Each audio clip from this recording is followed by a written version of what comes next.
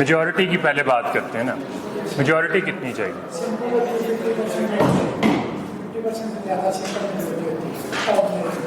ठीक हो गया।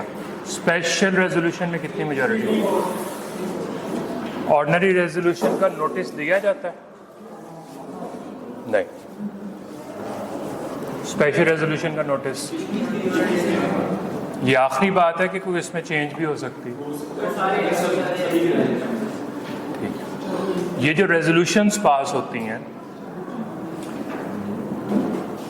तमाम कंपनी की मेंबरशिप की रेजोल्यूशन पास होती है कि जो प्रेजेंट है इन द मीटिंग।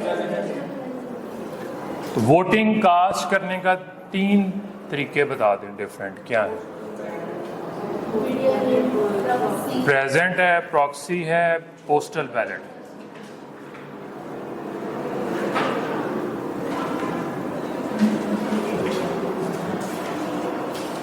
अच्छा जी, ये बताएं कि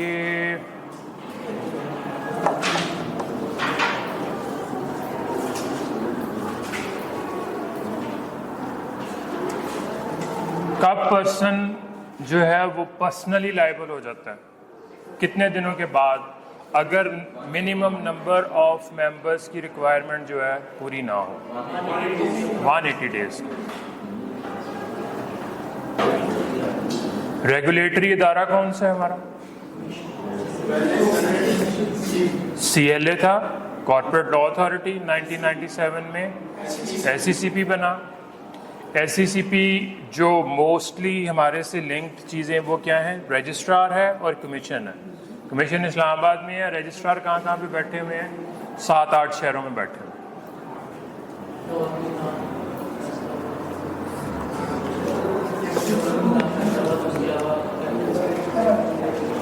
प्रोविंशियल कैपिटल और इस्लामाबाद।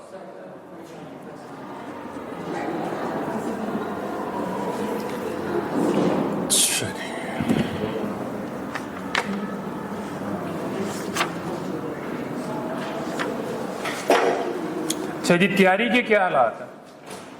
मसलन जो हमने चैप्टर 1 है, जो डेफिनेशंस पढ़ी हैं, वो किस हद तक याद है? क्या क्या बताया गया अभी तक आपको कि जी किस किस की डेफिनेशन आ सकी है, पास पेपर्स में आ चुकी हैं?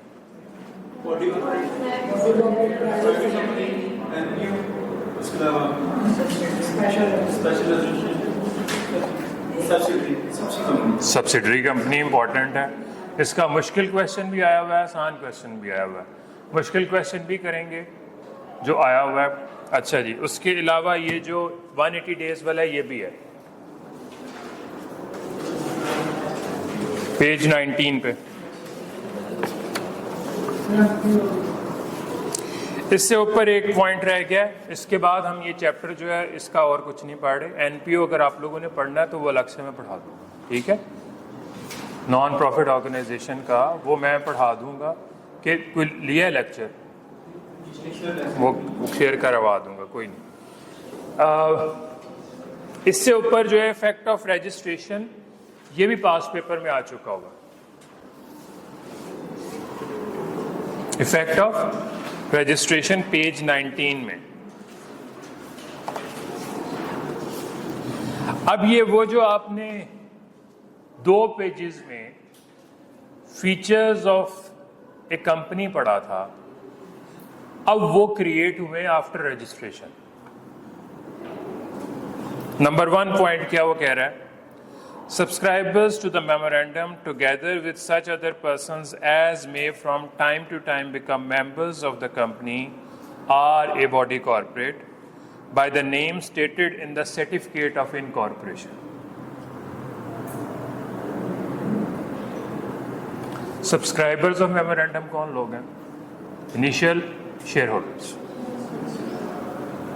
क्या बात इनिशियल शेयर होल्डर्स तक ही रहनी है कि बाद में भी कोई मेंबर्स आने? बाद में भी मेंबर्स आने। ये तमाम लोग मिलके क्या एक चीज बनाते हैं? बॉडी कॉर्पोरेट बनाते हैं। उसका नाम कहाँ पे लिखा गया हुआ है? Certificate of incorporation. जब कंपनी को रजिस्टर करवा लिया और हमें रजिस्ट्रार से एक सर्टिफिकेट ऑफ इनकॉर्पोरेशन मिला, उसका नाम उस पर लिखा होगा स्कैन्स एजुकेशन प्राइवेट लिमिटेड। उस बॉडी कॉर्पोरेट का क्या नाम होगा? कोई भी Nishad mills limited. Honda Pakistan limited, ठीक है। ये तमाम लोगों ने मिलके, जिसमें इनिशियल शेयर होल्डर्स भी शामिल थे, बाद में लोग आए, इन्होंने मिलके एक बॉडी कॉर्पोरेट बना ली। उस बॉडी कॉर्पोरेट का नाम क्या है, जो उसके सर्टिफिकेट, क्या अब सेपरेट लीगल एंटिटी या आर्टिफिशियल पर्सन क्रिएट हो गया आफ्टर रजिस्ट्रेशन की नहीं हुआ? हो गया।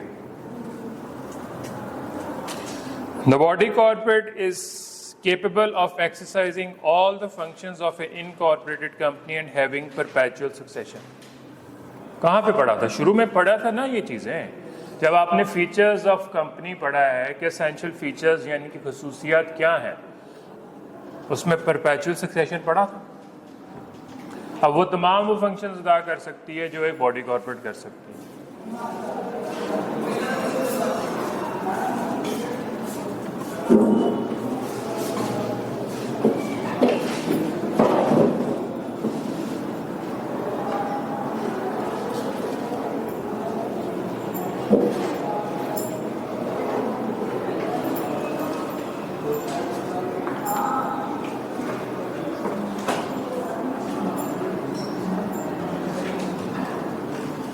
The status and the registered office of the company are in the application for registration।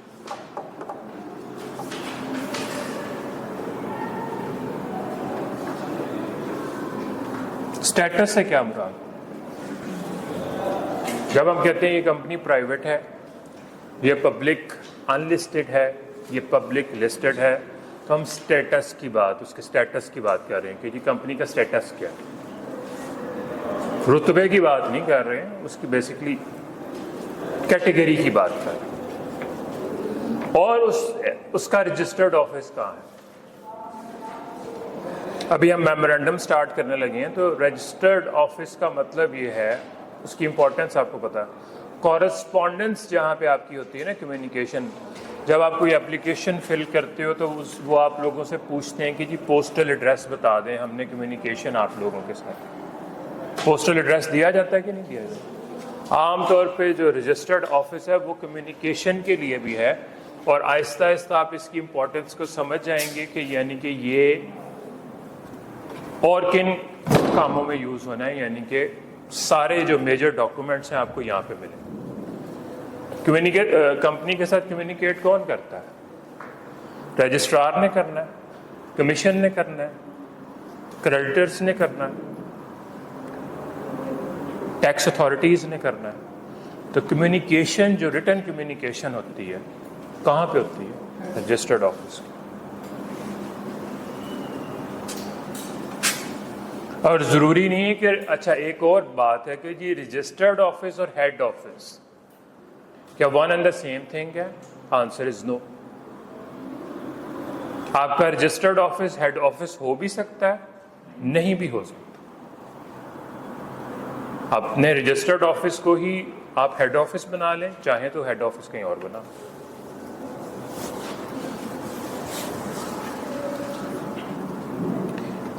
In case of company having share capital, the subscribers to the memorandum become holders of initial shares। Subscribers of memorandum becomes holders of the initial share। जब तक company register नहीं हुई, उन्होंने तो promise ही किया ना कि जी हम कंपनी में कम से कम एक एक शेयर खरीदेंगे। वो मेंबर या होल्डर ऑफ शेयर्स कब बनते हैं? After registration. उससे पहले तो नहीं ना वो मेंबर बने। जब आपने मेंबर की डेफिनेशन पढ़ी, उसमें भी ये लिखा हुआ पॉइंट कि नहीं लिखा हुआ? उसमें क्या पॉइंट लिखा हुआ? सब्सक्राइबर्स ऑफ मेमोरेंडम बन जाते हैं ना after registration of the company, members बनते हैं कि नहीं बनते? The persons named in the articles of association as proposed directors are deemed to have appointed to the office। जी नहीं, छुट्टी नहीं है। आप लोगों में से जिन की इनरोलमेंट नहीं है ना, वो काइंडली अपनी इनरोलमेंट करवा लें आज, क्योंकि कल क्लास स्टार्ट नहीं होगी जिसकी इनरोलमेंट ना हुई। तो है ऐसा जिसकी इनरोलमेंट नहीं हुई? हाँ जो भी है आप लोग से होंगे काफी अपनी एनरोलमेंट का कम करवा दें। Thank you sir.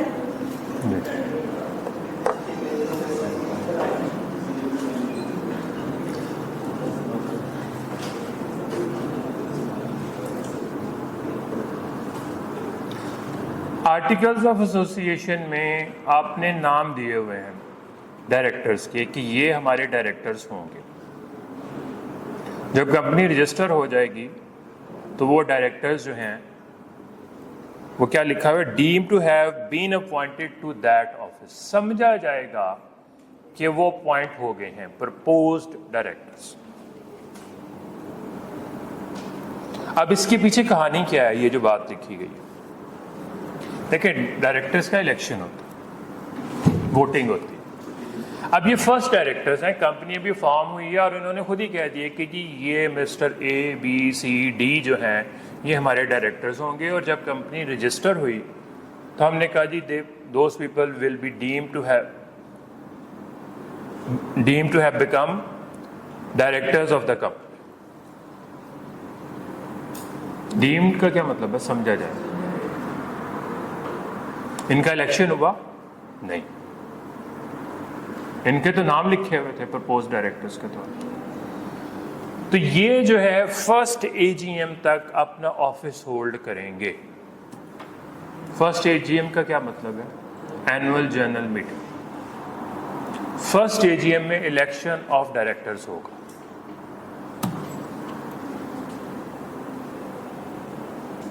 उसमें ये जो ऑलरेडी डायरेक्टर्स हैं ये भी इलेक्शन में हिस्सा ले सकते हैं, नए लोग भी हिस्सा ले सकते हैं। फर्स्ट एजीएम हमने करनी है within 16 months from the date of incorporation of the company, that is maximum time period given to the company to hold AGM. आप पहले भी कर लें, maximum time period, reference point को याद रखना है आप लोगों ने। कहां से, डेट ऑफ इनकॉर्पोरेशन से गिनना शुरू करें, कहां तक जाना है, 16 मंथ्स तक। वहां पे फर्स्ट एजीएम होनी। फर्स्ट एजीएम जो है आप साल में कर लें, 9 माह में कर लें, 10 माह में कर लें, लेकिन मैक्सिमम टाइम पीरियड क्या है, 16 मंथ्स। उस वक्त तक कंपनी के डायरेक्टर्स कौन से हैं, जो आर्टिकल्स में प्रपोज डायरेक्टर्स लिखे हुए थे वो उस वक्त तक कंपनी के डायरेक्टर्स हैं। उसके बाद डायरेक्टर्स ने कैसे आना, थ्रू इलेक्शन।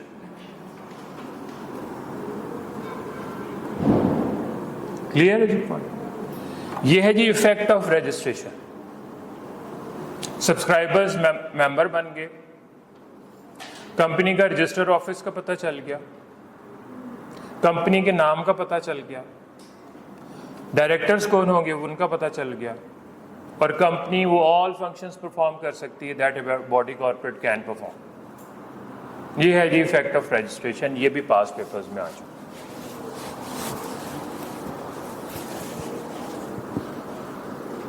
ठीक हो गया।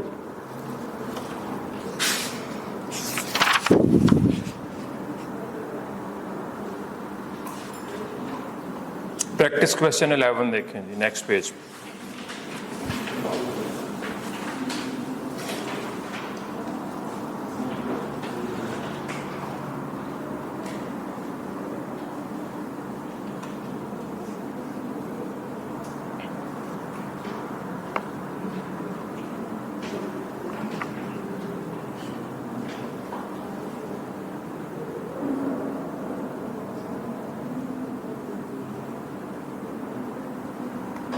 अच्छा, इसमें एक इंफॉर्मेशन दी गई है इस क्वेश्चन में, authorised share capital of 300 million. इसका क्वेश्चन से कोई लिंक नहीं। ये बेसिकली इस तरह की इंफॉर्मेशन, अक्सर ऐसी इंफॉर्मेशन ऐड कर दी जाती है थोड़ा सा डी ट्रैक करने के लिए स्टूडेंट्स को। असल में क्वेश्चन क्या है, इफेक्ट ऑफ रजिस्ट्रेशन। आंसर देख लें।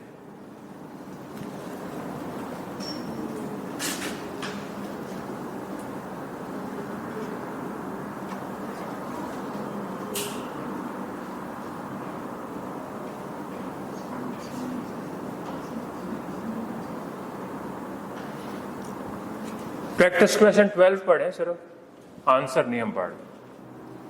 किस टॉपिक से रिलेटेड? Perpetual succession. देखिए पार्टनरशिप में क्या हुआ था कि आपने किसी पार्टनर को एंटर करना है तो बाकी तमाम पार्टनर्स का कंसेंट चाहिए।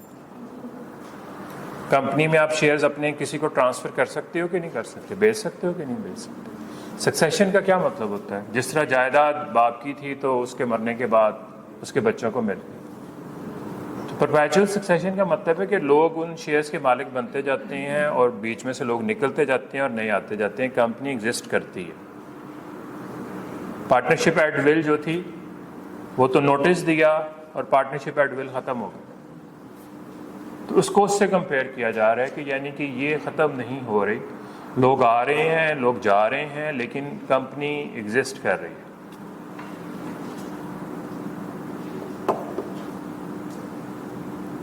अच्छा जी, प्रैक्टिस क्वेश्चन 12 जो है किस टॉपिक से related? Identify when a business is mandatorily required to be registered as company. कब एक बिजनेस को मैंडेटरी है कि इलीगल एसोसिएशंस वाला आप लोगों ने पढ़ा मेरे साथ?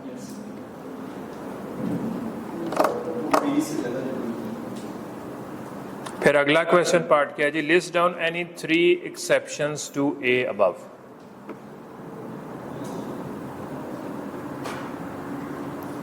पढ़ा है ना? एक्सेप्शंस क्या है उसके? Joint Hindu family carrying on family business. Professionals जो हैं उनके लिए एज कंपनी रजिस्टर करवाना ज़रूरी नहीं है। पार्टनरशिप ऑफ 2 जॉइंट फैमिलीज का, और अगर कोई इदारा किसी और लॉ के मुताबिक रजिस्टर हुआ होगा तो उसको एज कंपनी रजिस्टर नहीं करवाना, लेकिन पार्टनरशिप को रजिस्टर करवाना लाजमी।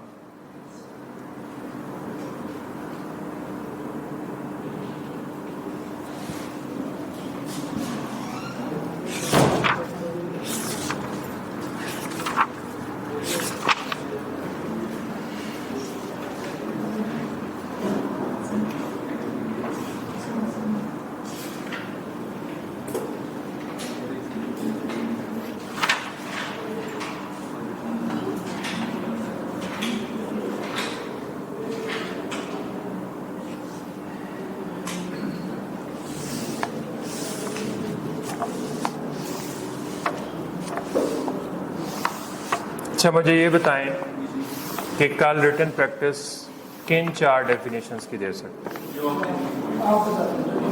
Subsidiary, body corporate, private company और स्पेशल रेजोल्यूशन। स्पेशल और ऑर्डिनरी रेजोल्यूशन दोनों कर लें। स्पेशल और ऑर्डिनरी रेजोल्यूशन इनकी ना थोड़ा सा रिटन प्रैक्टिस शुरू करें, ठीक है? कल क्या है जी? कल को टेस्ट तो नहीं है आप लोगों का? रोज तो नहीं हो रहे टेस्ट? तो देखते हैं जी क्या टेस्ट देते हैं। अभी तक तो टेस्ट वाला बंदा ही नहीं मिला।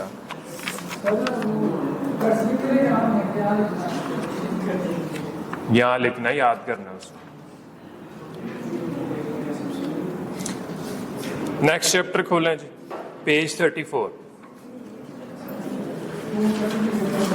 जो चीज़ें चैप्टर 1 की छुड़वाई हैं वो ऑटोमेटिकली क्लियर हो जाएंगी, उसकी टेंशन नहीं लेनी। बाकी जो बेसिक चीज़ें थी वो हो गई हैं। आप लोगों का नॉन प्रॉफिट ऑर्गेनाइजेशन वाला पॉइंट रह गया हुआ है, वो मैं करा दूंगा। आप लोगों की फ़ौरन 12 बजे क्लास है? 11 से पहले होती है क्लास?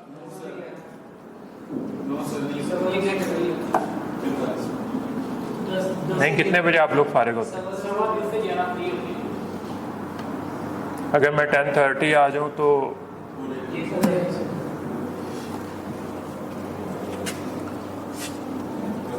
ठीक है।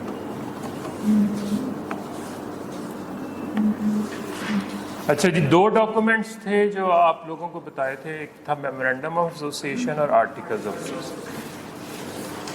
मेमोरेंडम को क्या कहा गया है? Constitution of the company. ये बड़ा डॉक्यूमेंट नहीं है, इसमें टोटल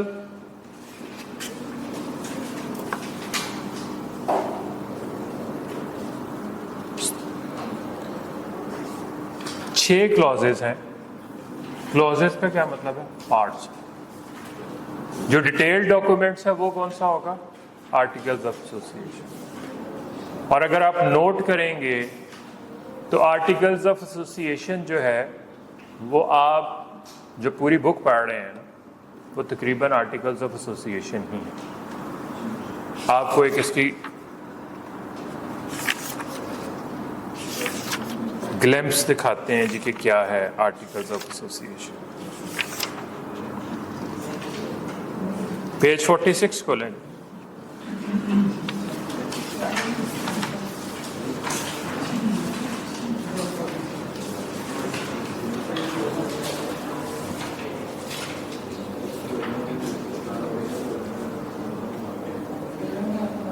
क्या लिखा हुआ है जी यहाँ पे?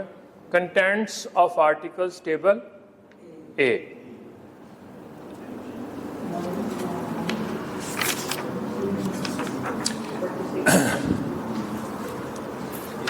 ये जरा पॉइंट्स पढ़ते जाएं। कंपनी का बिजनेस क्या होगा, शेयर्स कितने हैं, वो ट्रांसफर कैसे होंगे, transfer and transmission of shares लिखा हुआ है क्या नहीं? ट्रांसमिशन मीन्स जब वारसों को मिलते हैं उसको ट्रांसमिशन कहते हैं। ट्रांसफर का मतलब है जब किसी को बेचते हैं।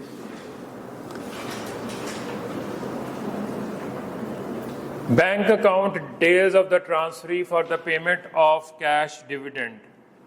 ट्रांसमिशन ऑफ शेयर, कैपिटल को ऑल्टर कैसे करना है, general meeting, notice, votes of members, instrument of proxy, proxy form भिजवाया जाता है कि नहीं भिजवाया जाता? डायरेक्टर्स की पावर्स क्या है? Chapter 3, powers and duties of directors, minutes book, the seal, seal means company की स्टैंप, स्टैंप सी। Disqualification of directors, proceedings of directors, directors की मीटिंग कैसे होल्ड होनी, filling of vacancies, dividend and reserve accounts, notices, winding up and indemnity।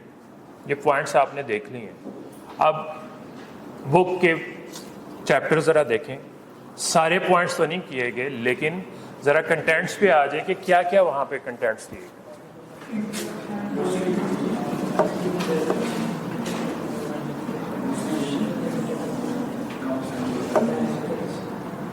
Winding up दिया गया, directors दिया गया, मीटिंग्स का दिया गया,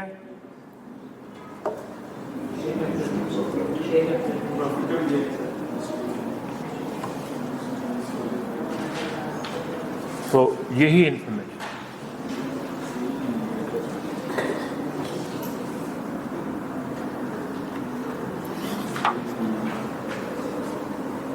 अब आ जाए जी पेज 34 पे।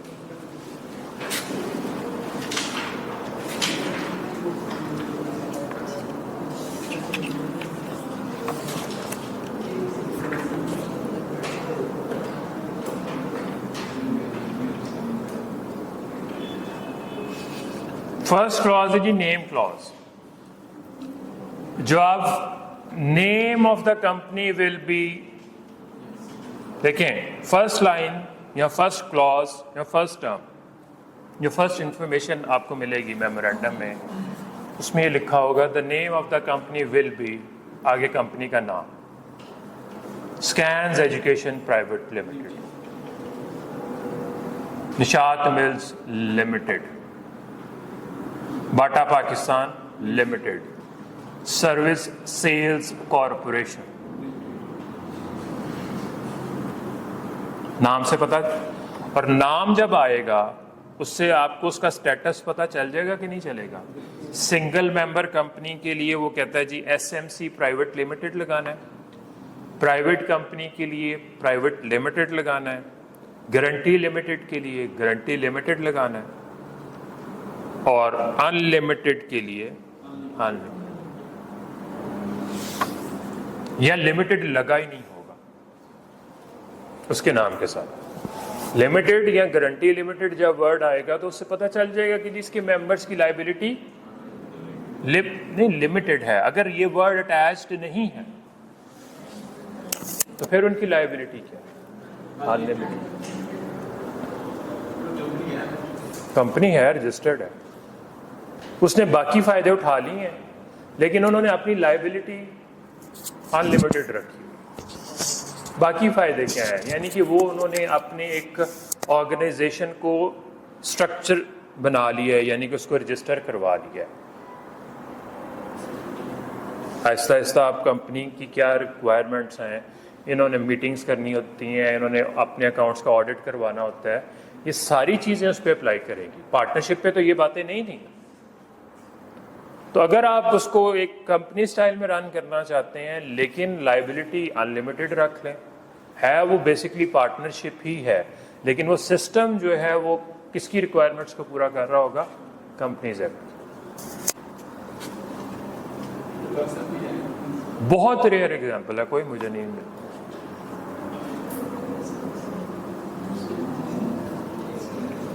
सेकेंड इंफॉर्मेशन हम बताएंगे जी, रजिस्टर्ड ऑफिस क्लॉज। सिर्फ एक इंफॉर्मेशन आपने देनी है उसमें, the registered office of the company will B situated in the province of Punjab. सिर्फ प्रोविंस का नाम लिखें।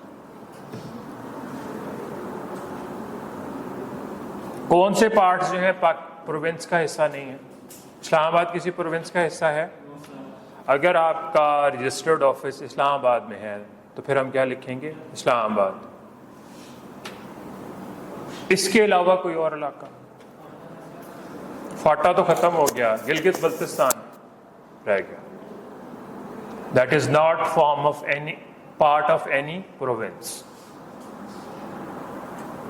This clause shall state the province or the part of Pakistan not forming part of a province, as the case may be, in which the registered office of the company is to be situated. सिर्फ ये information. जब आपने application दी है ना company को register करवाने के लिए, तो जब आपने कॉरेस्पॉन्डेंस के लिए उस वक्त आपने असल एड्रेस दे दिया होगा। मसलन फैसलाबाद में वो रजिस्टर्ड है, इधर तो लिखा हुआ है पंजाब ही लिखा होगा ना, एक्चुअल एड्रेस रजिस्ट्रार के पास होगा। एग्जाम्पल 1 देखें जी।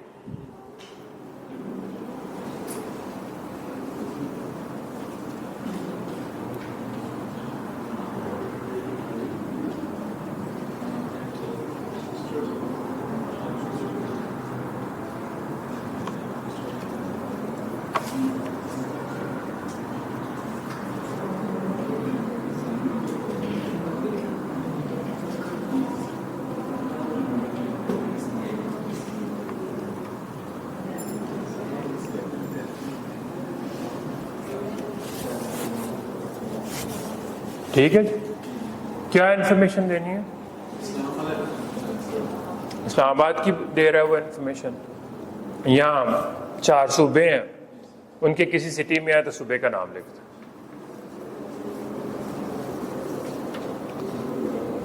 Next information, principal line of business.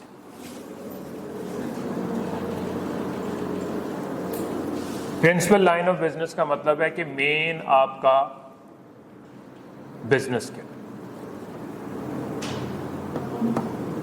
Ibrahim वाले जो है, Ibrahim group, Nishat mills limited तो टेक्सटाइल का काम करती थी, टेक्सटाइल कपड़ों का काम वो करते हैं। क्या एमसीबी उनका नहीं है? एमसीबी उनका, बैंकिंग का भी काम कर। इस तरह इब्राहिम एनर्जी, इब्राहिम फाइबर्स, इब्राहिम वालों का कौन सा बैंक है, किसी को पता? अलाइड बैंक उनका है।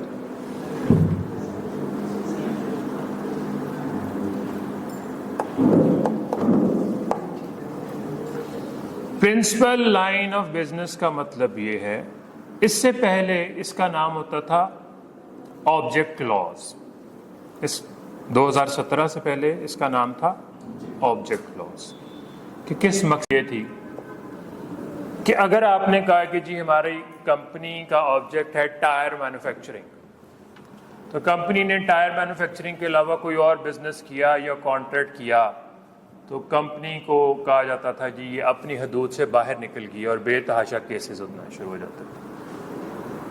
उसने बैंकिंग का काम शुरू कर लिया।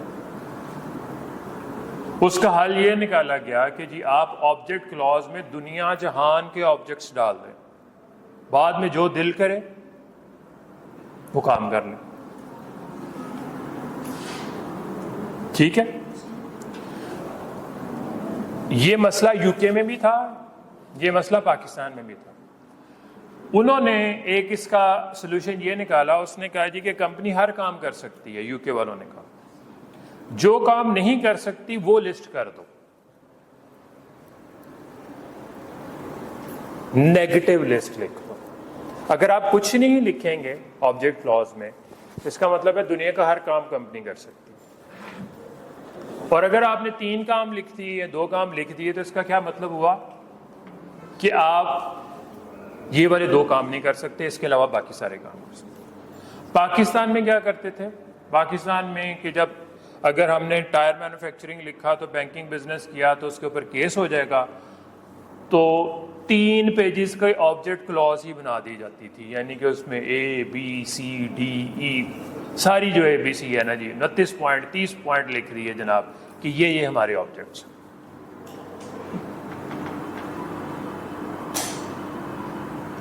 उस चीज को चेंज करने के लिए इन्होंने एक और कॉन्सेप्ट डेवलप किया, प्रिंसिपल लाइन ऑफ बिजनेस, कि आपका मेन बिजनेस क्या है। उसके लिए एक उन्होंने फॉर्मूला बना दिया। फॉर्मूला ये कहता है कि जी सब्सटैंशियल एसेट्स को देखना है या रेवेन्यू को देखना है। सब्सटैंशियल एसेट्स और substantial revenue, whichever is higher, जो हायर हो गया वो आपका प्रिंसिपल लाइन ऑफ बिजनेस है।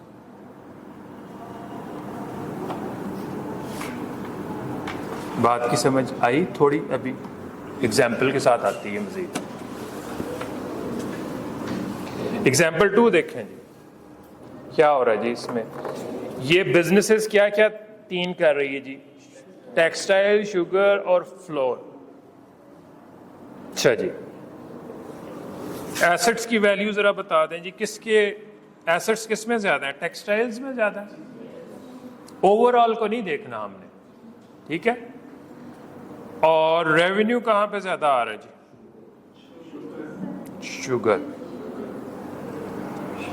शुगर में।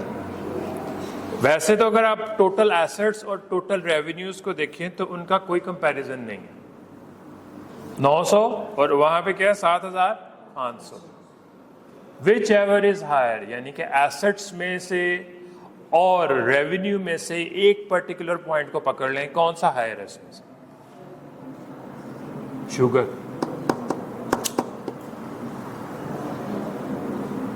सारे को नहीं देखना, 3 बिजनेसेस वो कर रहा है, तो इसका प्रिंसिपल लाइन ऑफ बिजनेस क्या होगा, शुगर मैन्युफैक्चरिंग।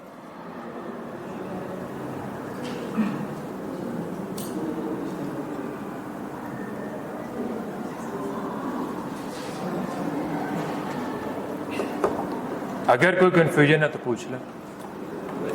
टोटल एसेट्स को हम नहीं देख रहे, टोटल रेवेन्यू को नहीं देख रहे, किसी पर्टिकुलर एसेट को या रेवेन्यू को देख रहे। इस एग्जांपल को चेंज हम कर लेते हैं। 60% इसको शुगर में से रेवेन्यू मिल रहा है, ठीक है। अगर इसके एसेट्स टेक्सटाइल में 61% होते तो फिर इसका प्रिंसिपल लाइन ऑफ बिजनेस क्या था, टेक्सटाइल्स।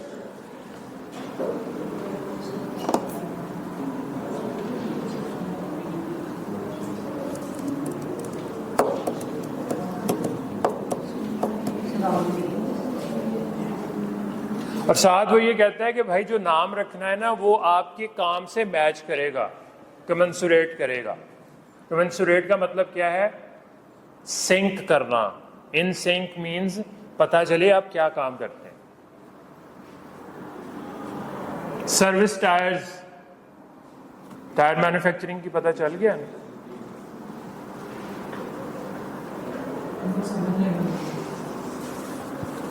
जो नाम रखना है उससे आपका प्रिंसिपल लाइन ऑफ बिजनेस की समझ आता है, और अगर नहीं है तो फिर वो उसको चेंज करके वैसा नाम रख ले।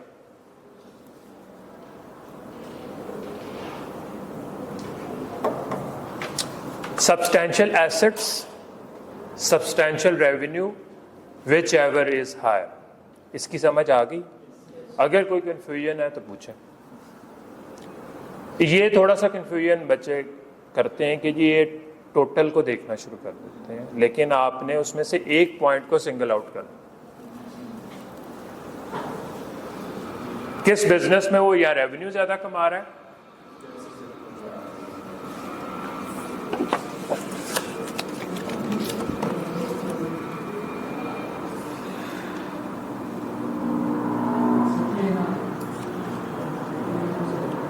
जंग लग गई।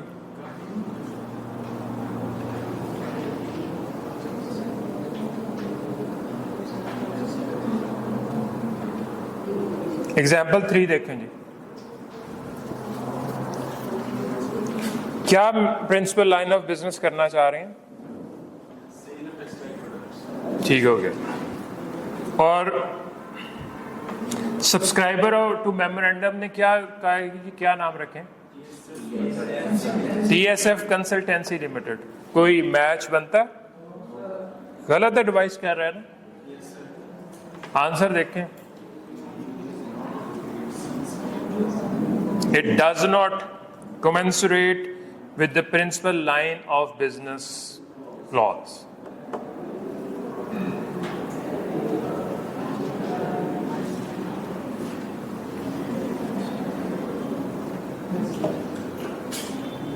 TFS टेक्सटाइल्स मिल्स लिमिटेड लिखे ना, वो टेक्सटाइल्स लिख दे, पता तो चले कि वो कौन सा काम कर रहा है। वो कंसल्टेंसी की तरफ चला।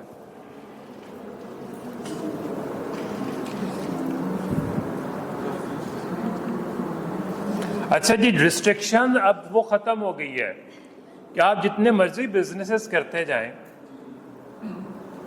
वो ऑब्जेक्ट क्लॉज का जो मसला था 84 के लॉ में कि जी ऑब्जेक्ट क्लॉज से बाहर निकले तो आपके ऊपर अल्ट्रा वायरीज का लॉ अप्लाई। अल्ट्रा वायरीज आपने बिजनेस लॉ में पढ़ा था, बियॉन्ड पास। वो उसके ऊपर केसेस शुरू हो जाते थे कि जनाब आप अपनी ऑब्जेक्ट क्लॉज से बाहर चले गए हैं। उसका सोल्यूशन ये निकाला गया कि जी ऑब्जेक्ट क्लॉज को इंतहाई वाइड कर दिया जाए, दुनिया जहान के ऑब्जेक्ट्स लिख दिए जाए। यूके ने उसका हल ये निकाला कि भाई तुम दुनिया के सारे काम कर सकते हो, जो काम नहीं करने वो लिख दो। इधर भी कहा जा रहा है कि भाई साहब आप सारे काम कर लें, लेकिन प्रिंसिपल लाइन ऑफ बिजनेस किसको लिखेंगे? या तो हम आपके सब्सटैंशियल एसेट्स को देखेंगे या सब्सटैंशियल रेवेन्यू को देखेंगे। जो हायर होगा वो आपका प्रिंसिपल लाइन ऑफ बिजनेस होगा और उसके साथ आपका कंपनी का नाम मैच करना चाहिए। ये जो भी आपने एग्जांपल पढ़ी है उसमें उसने शुगर का काम भी किया है, उसने टेक्सटाइल का भी काम किया है, उसने कोई रिस्ट्रिक्शन तो नहीं लगाएगी, रिस्ट्रिक्शन खत्म कर दी।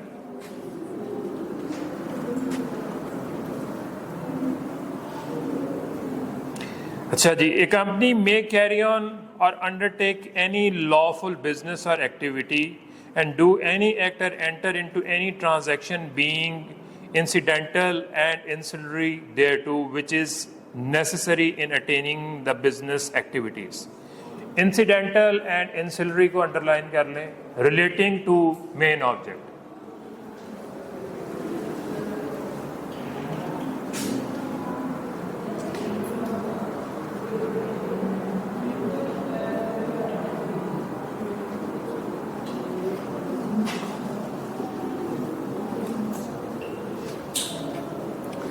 जब आपने बिजनेस लॉ में जब आपको लॉ रिलेट करना आ जाता है ना कि मैंने ये चीज़ वहाँ पे पढ़ी थी, ये कॉन्सेप्ट यहाँ पे आया, इसका मतलब है कि चीज़ों की समझ आनी शुरू।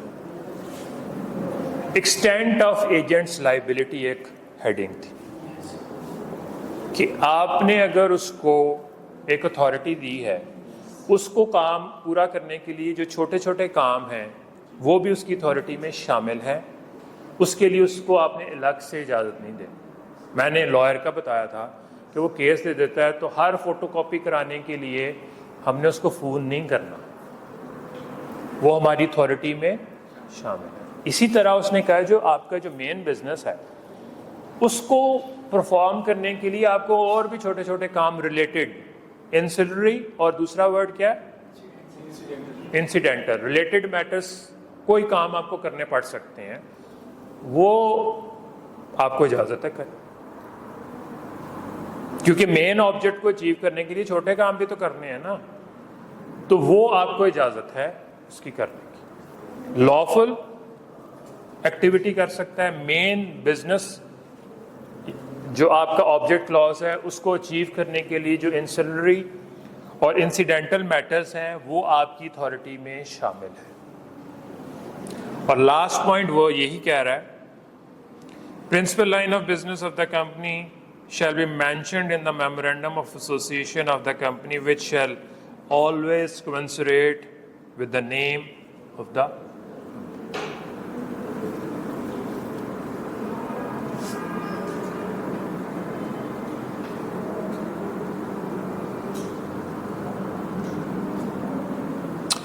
जो 2017 से पहले कंपनीज बन गई हैं उन्होंने प्रिंसिपल लाइन ऑफ बिजनेस की जगह पे लिखा होगा ऑब्जेक्ट क्लॉज। ये मार्कर का भी जरा इंतजाम कर लिया करें, ठीक है क्लास से। अच्छा, उसके बारे में उसने ये कहा है कि जो 2017 से पहले कंपनीज बन गई हैं उनकी ऑब्जेक्ट क्लॉज को हम principal line of business treat करेंगे, तो उनको चेंज करने का नहीं कहा जा रहा। उनकी ऑब्जेक्ट क्लॉज को ही अब हम क्या मान लेंगे, principal line of business. The existing companies those registered before companies act 2017। Pakistan जब बना तो उस वक्त कौन सा एक्ट था एप्लीकेबल कंपनी से रिलेटेड? 1913 वाला। May continue with their existing memorandum and object clause be treated as a principal line of business. May continue, चाहें तो वैसे कंटिन्यू कर लें, चाहें तो नए लॉ के मुताबिक चेंज कर लें, कंपल्जन कोई नहीं।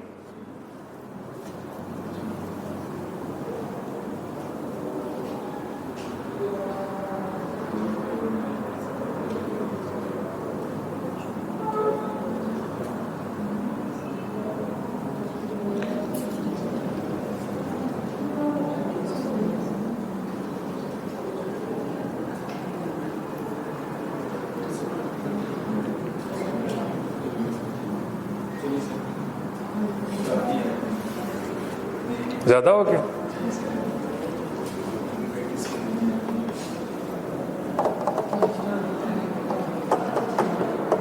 एक पॉइंट पढ़ लें बस, 5 मिनट 55 मिनट 50 हुए हैं।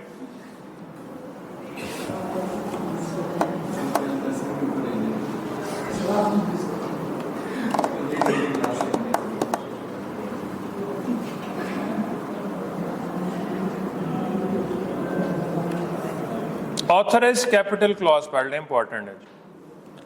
Only for the companies having share capital. ये बात ठीक है कि गलत है? ये जो इंफॉर्मेशन है किस में ऐड होगी? जिन कंपनीज का शेयर कैपिटल, जिन कंपनीज का शेयर कैपिटल है ही नहीं, उसके बारे में तो नहीं है।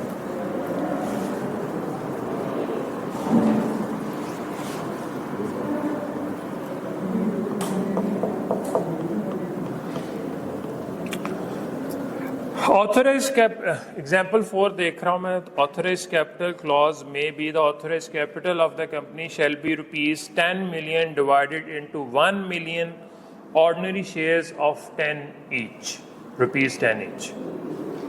कैपिटल कितना है उसका? 10 million। 10 million rupees, 1 million shares हैं और हर शेयर की वैल्यू कितनी है? 10 रुपए, इसलिए वो 10 million बन। शेयर्स कितने हैं? कैपिटल कितना? Authorised capital. अच्छा जी, ऑथराइज्ड कैपिटल क्या है? जो ऑथराइज्ड कैपिटल की 2 लाइन्स है ना, इसकी आखिरी लाइन पढ़ें, this is the maximum number of shares that can be subscribed. इसको अंडरलाइन कर लें।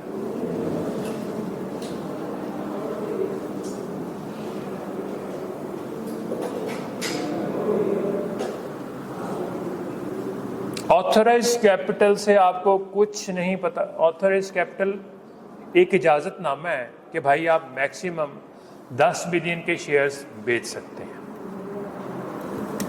इससे आपको कुछ नहीं पता चल रहा कि क्या हमारे पास 10 मिलियन है कि नहीं है। वो किससे पता चलेगा? वो पता चलेगा इश्यूड कैपिटल से, जो बिक जाएगा। भाई हमारे पास 1 मिलियन शेयर्स हैं, उसमें से बिके कितने हैं?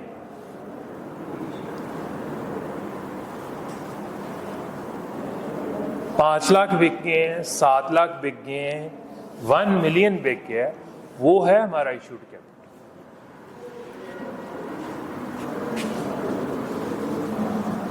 ठीक है। ऑथराइज का मतलब ये है कि जी आपने मैक्सिमम कितना कैपिटल इकट्ठा कर सकते हैं, ये इजाजतनामा किससे लिया है हमने? जब कंपनी को रजिस्टर करवाया। जैसे जैसे ऑथराइज कैपिटल की वैल्यू बढ़ती जाती है, उसकी को फीस बढ़ती जाती है। किसमें? रजिस्ट्रेशन की। हमने 1 मिलियन शेयर्स बेच दिए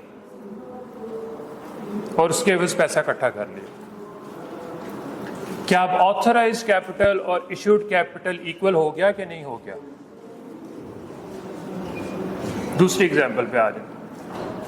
1 मिलियन शेयर्स हैं, उसमें से हमने 5 लाख शेयर्स बेच दिए। रिमेनिंग 5 लाख हैं कि नहीं है? बाद में बेच लें। चलिए अगला क्वेश्चन। 1 मिलियन शेयर्स ही बेच दिए हैं, उसके बस 10 मिलियन रुपीस हमें आ गए। हमें मजीद पैसों की जरूरत है।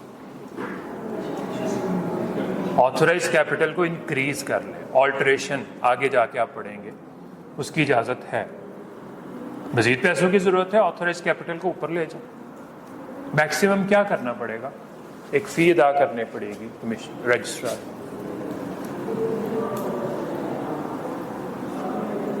ऑथराइज कैपिटल की डेफिनेशन पता होनी चाहिए। The maximum number of shares that can be subscribed, purchased.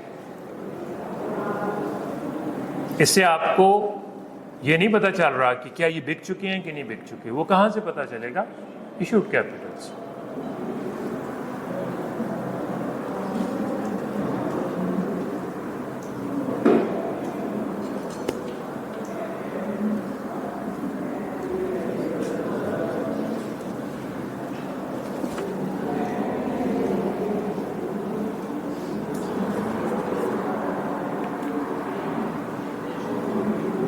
जी जनाब, कोई इसमें कंफ्यूजन ऑथराइज में या इशूड?